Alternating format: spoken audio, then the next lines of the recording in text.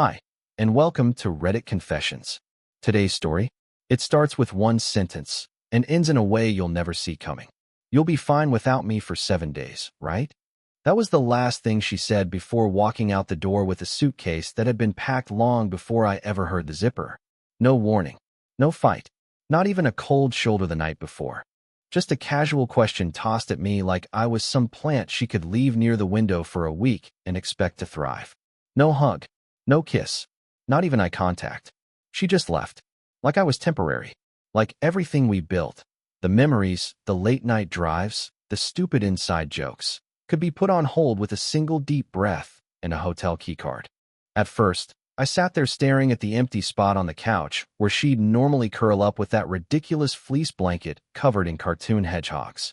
I didn't move for a while, not even when the ice in my glass melted into watery nothing. I replayed her words over and over. Just 7 days. Like that made it reasonable. Like that made it safe. But here's what no one tells you.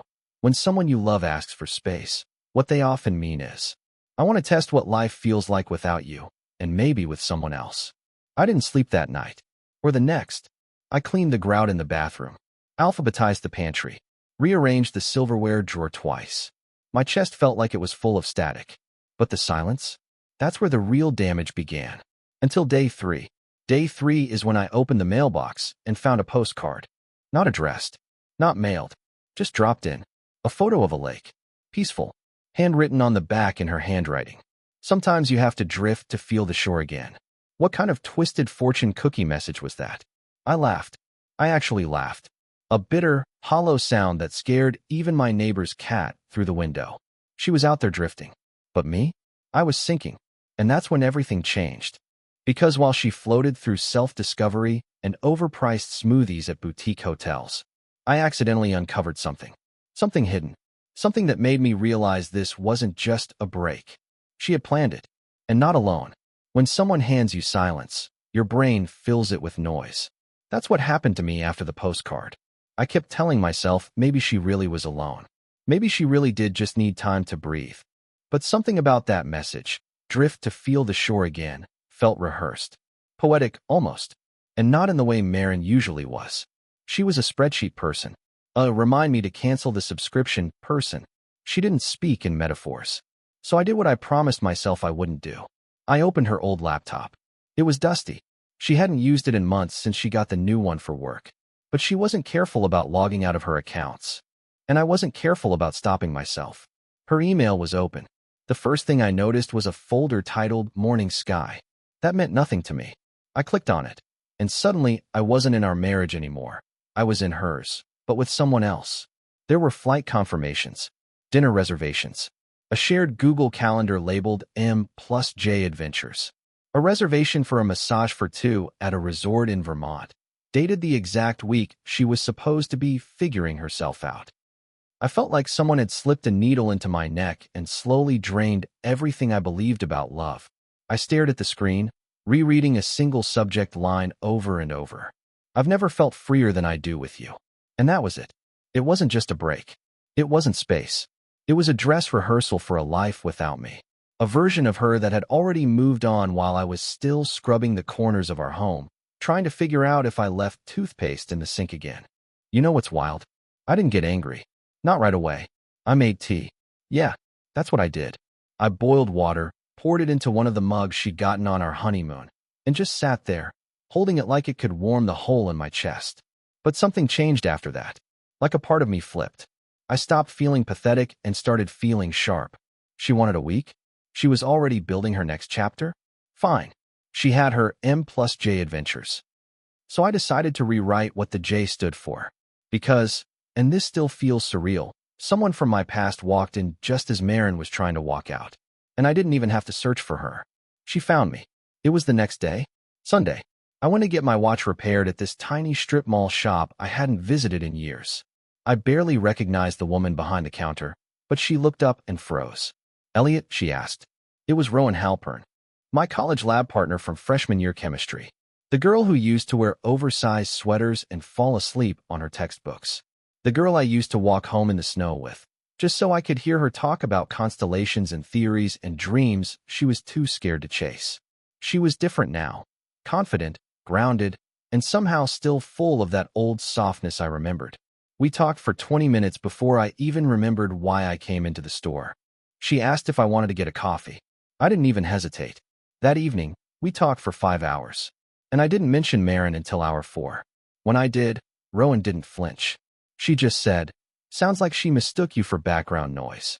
Some people don't realize the value of peace until they've replaced it with chaos. That hit me hard. When I got home, I sat in the dark for a long time. Marin's toothbrush was still there, her favorite mug, her fuzzy socks, but it all felt like props from a story that had already been rewritten without me. And for the first time, I wasn't waiting. I wasn't pacing.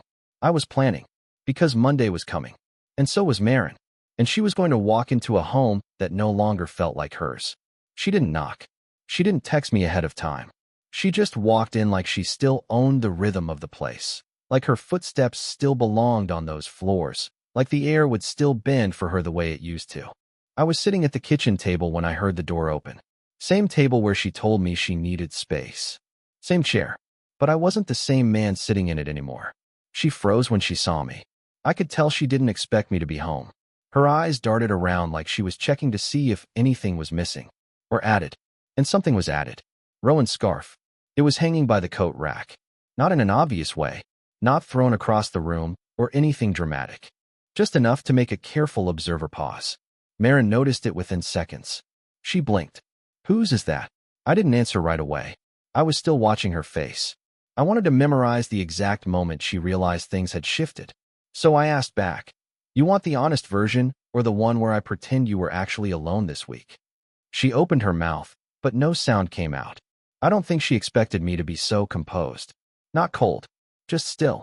And maybe that unsettled her more than if I had been angry. She walked past me slowly, like she was wading through memories. I could see her taking it all in. The living room, the quietness, the absence of the usual candles she used to light. The walls felt tighter. Or maybe she just felt smaller. "I was going to talk to you about everything," she finally said. "I just needed to clear my head first." I nodded. "You cleared your head in Vermont, right? With someone named Jacob?" She stiffened. That told me everything. I didn't need a confession. I already had confirmation. "Were you snooping through my things?" she asked, her voice rising. "No," I replied calmly. "I was grieving, and then I started noticing how loud your silence was." She moved to the kitchen island, gripping the edge like she needed something to hold her up. "Look, I didn't sleep with him if that's what you're thinking." I laughed. Actually laughed.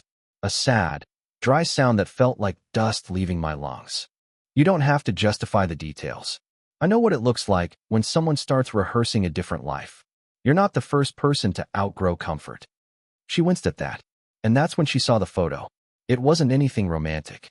Just a picture of me and Rowan at the cafe, 2 mugs, a shared laugh, blurry in a good way. But it was new. It was now, and it was on the fridge. She walked over and stared at it. "You moved on that fast?" she asked, her voice barely above a whisper. "No," I said. "You just didn't think I could." She turned around, and her face wasn't angry. It was confused, like she'd just discovered a room in her own house she never knew existed. "I didn't come back to fight," she said. "I came back because I wanted to fix things." I shook my head slowly. "You don't fix a door by walking through it again. You fix it before you leave." The silence between us stretched like an old rope about to snap. She started pacing. "So what, you're done? Just like that? 11 years?" "No," I said. "You were done. I just finally realized I don't have to stand in the doorway waiting for someone who already let go of the handle." She stared at me, and I saw it, the shift, the panic, the realization that she no longer held the script. She thought I'd be waiting. She thought I'd break. She didn't think I'd heal, especially not with someone who reminded me what real presence feels like. The weirdest part? I didn't feel triumphant. I felt free, and maybe a little sad, because love doesn't always die with a scream. Sometimes it just sits down, lets out a tired sigh, and refuses to stand up again. She walked upstairs without another word. I didn't follow, and for the first time in years, I didn't feel guilty for choosing myself. She didn't leave that night. I guess I expected her to storm out, slam the door, maybe even cry a little, but she didn't. Marin stayed upstairs in the guest room, the one we never really used unless someone's parents were visiting. I heard her pacing around up there for hours.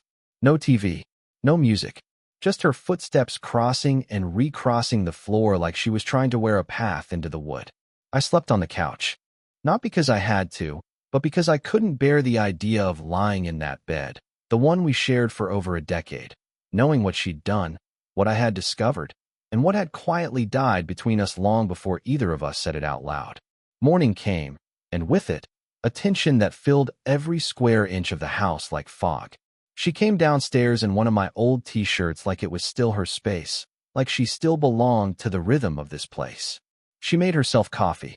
She even hummed. I just sat at the table and watched her. Not like a husband, but like someone staring at a stranger who broke in and started making themselves at home. After a few minutes of awkward silence, she finally asked, "So, what now?" I looked at her and said, "You tell me. You left." She leaned against the counter and sighed like she was the one who had been abandoned. "I thought I needed a break to find clarity. And I did," she said. "But now I'm back in." "You're back because your vacation ended," I cut in. "Not because your heart led you home." She looked wounded, but didn't deny it.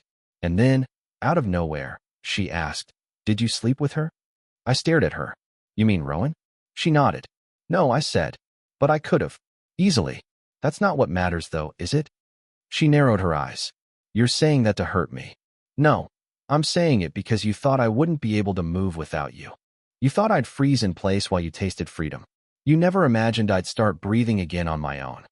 She turned away. I thought that was it, the end of the conversation. But something about the way she walked upstairs again, it bothered me. It felt too calm, too rehearsed. Later that afternoon, while she was out taking a walk, I went into the guest room. I shouldn't have. I know. But curiosity has teeth, and mine were already sunk in. I didn't find much at first. Just her small suitcase, a few cosmetics. But then I noticed her coat was hanging on the back of the closet door. Something bulged in the inside pocket. A USB drive. I didn't think. I just took it. I plugged it into my laptop in the living room, half expecting it to be empty or full of generic photos from Vermont. It wasn't. The first folder was titled Reflection. Inside, videos. I clicked one. My heart dropped. It was Marin, sitting in some fancy room, legs tucked up under her, talking directly to the camera. It looked like a video diary. "I'm not sure if I'll come back," she said. "Jacob says I deserve to be worshipped, to be adored for who I really am, not who I pretend to be with Elliott. I know I should feel guilty, but I don't. I feel alive. I think I've already made my choice. I just don't know how to say it yet." There were 3 more videos. One of her in bed, half naked, laughing into the camera. One where she's in the hot tub with Jacob. She didn't film him, but her expression said it all. And the last one was her rehearsing what she would say when she came back. I'll tell him it was for me, that it wasn't about anyone else, that I needed space, and it helped. I'll cry a little, maybe talk about our memories. Then I'll see how he reacts. If he still wants me, I'll stay. If not, well, I have options. I slammed the laptop shut. My hands were shaking. This wasn't a confused woman. This wasn't someone who drifted. This was calculated. She had staged the whole thing. Down to the emotional manipulation. Down to the backup plan. I wasn't her husband anymore. I was a placeholder. A fallback. An emotional safety net in case the real excitement got too complicated. And I sat there, stunned, as the front door opened again. She walked in, cheeks flushed from the cold, smiling like nothing had happened. "You okay?" she asked me, looking right into my face like she wasn't the woman I just watched lie into a camera lens. I stared at her. "Yeah, I'm more than okay." Because in that moment, I knew exactly what I had to do next. And trust me, Reddit, she never saw it coming. I didn't sleep that night. Not a second. I lay on the couch staring at the ceiling, my thoughts cycling through every second of those videos like a fever dream I couldn't shake. Marin slept upstairs in the guest room, comfortably, by the sound of it, unaware that her curated fantasy had just collapsed under the weight of her own arrogance. She thought I was a prop in her story. She thought I'd stay stuck. She didn't know I had the final chapter in my hands. The USB drive sat on the coffee table in front of me like a loaded weapon. I didn't even need it anymore. The things she said, the way she said them, the certainty in her voice, it was already burned into my brain. By sunrise, I'd made my decision. It wasn't revenge. I didn't want to hurt her. That would require me still caring on some level. No, this was different. This was clarity. Cold, unshakable clarity. At exactly 7 a.m., I started making calls. I called my friend Denny, a real estate agent, and told him I needed to sell the house. Fast. I called my office and requested time off, indefinite, if possible. I packed 2 duffel bags, one with clothes, one with everything else I couldn't leave behind. My grandfather's watch, a box of childhood photos, the old Polaroid camera Marin never cared to use. I didn't need much. I just needed out. I didn't leave a note. I didn't know her that. Instead, I left the USB drive on the kitchen counter with a sticky note that said, "Play me." I walked out the front door, locked it behind me, and slid the keys into the mailbox slot. There was something liberating about the sound they made as they hit the bottom. I didn't look back. I stayed at a cheap motel that first night, then moved into a short-term rental the next day. It was small, barely enough space to turn around, but it felt like mine. It didn't carry her perfume in the curtains. It didn't hold the echo of her laughter in the walls. It was empty in the best possible way. That evening, my phone lit up with 10 missed calls from her, followed by a string of text messages. "Where are you? What is this? Is this some kind of joke? We need to talk. You're overreacting. Come home." Each message was more desperate than the last. But I didn't answer. I didn't even open the messages. I just watched them roll in like waves trying to reach a shore that no longer existed. The next day, she showed up at my office. I saw her through the glass before she even walked in. Same coat, same expression of righteous confusion. She really didn't see this coming. I slipped out the back in trance and waited in my car until she left. I wasn't trying to be cruel. I was showing her what it felt like to be left in limbo. To feel like your words no longer carried weight. To realize that sometimes, when you let someone go for just a little while, they figure out how much better it feels to stay gone. A few days later, Rowan called. She had no idea what had happened, only that I disappeared. I told her the truth. Everything. Her silence on the other end of the call said more than any question could. Then she said, "Good. You finally remembered you matter." Those words stuck with me, not because they were comforting, but because I realized how long it had been since anyone said something like that to me. A week passed, then 2. And then, one afternoon, my phone buzzed with a final message from Marin. "I made a mistake. You and we're not done. I still love you." And that was the moment I realized how far gone I really was. Because I read that text and felt nothing. Not pain, not anger, not relief, nothing. Because when someone sees you as a spare part, a placeholder, a backup plan, and then tries to spin it as love once their fantasy falls apart, it stops being a relationship. It becomes performance art. And I was done being cast in her show. So I did the only thing left to do. I blocked her number. I deleted the threads. I walked to the park down the street from my new place, sat under a tree, and breathed. For the first time in months, maybe years, I felt like a whole person. Not someone waiting to be chosen. Someone who finally chose himself. 2.5 weeks after I walked away, I got a letter in the mail. A real letter, envelope, stamp, cursive handwriting that looked so delicate it felt like a performance. The return address was Marin's. I held it in my hands for a long time, just staring at it, wondering if it held an apology or another version of her truth, rewritten to make her feel better. I didn't open it right away. I left it on the windowsill in my new apartment, half thinking the sun might bleach it away. I made myself dinner instead, burned it, obviously, and sat down in the quiet, wondering why someone who had torn open my entire sense of self could still occupy this much mental space. I wasn't heartbroken anymore, but I wasn't free either. It wasn't until the next morning, over weak coffee and a stronger stomach, that I finally opened it. Her words were calculated. I could tell she'd rehearsed them. The letter began with, "I don't expect you to forgive me, but I hope you understand." Understand? Understand what? That I was her safety net until the rope she chose snapped under its own weight? That I was her test audience before the real performance? That she thought I was too spineless to ever walk away? She claimed Jacob meant nothing. That it was never physical. That she just needed to feel wanted. She blamed the pandemic, the emotional distance, the routine. She even thanked me for giving her the space to make a mistake she'll never stop regretting. But here's the kicker. She asked if we could meet for coffee. Just to talk. Just to sit face to face. Not as enemies, but as two people who once loved each other. Once loved each other. That part was true. Once. I didn't respond. Instead, I drove to the edge of town to the same lake we used to visit every fall, the one where we took our first real trip as a couple. The leaves were starting to change again. The water was still. The air was sharp and honest. And as I stood there, clutching her letter, I felt nothing but relief. Not because she was gone, but because I no longer needed her version of closure. But fate, or maybe chaos, wasn't done with me. Later that week, Rowan invited me over. Her apartment was small but warm, full of mismatched furniture and the kind of candles that smelled like bookstores. We talked for hours. Not about Marin, about everything else. Old college memories, the teacher we both hated, the time she convinced me to drink 5 shots of espresso before a chemistry exam. And then she showed me something. I found this the other day, she said, handing me a box. Inside were old photos. Photos I didn't even remember we took, me and Rowan, back in college. Study sessions, Halloween parties, late-night ramen runs. One of them made my chest tighten. It was us, sitting side by side on the floor of the dorm hallway, her head on my shoulder. We looked at peace, unaware, completely lost in our own bubble. I think I liked you back then, she said softly. I think I knew, I replied. She didn't lean in. Neither did I. There was no rush. No grand romantic music. Just a pause. An honest one. That night, as I walked back to my apartment under the quiet glow of the streetlights, I felt something strange, possibility. Like maybe the world hadn't ended after all.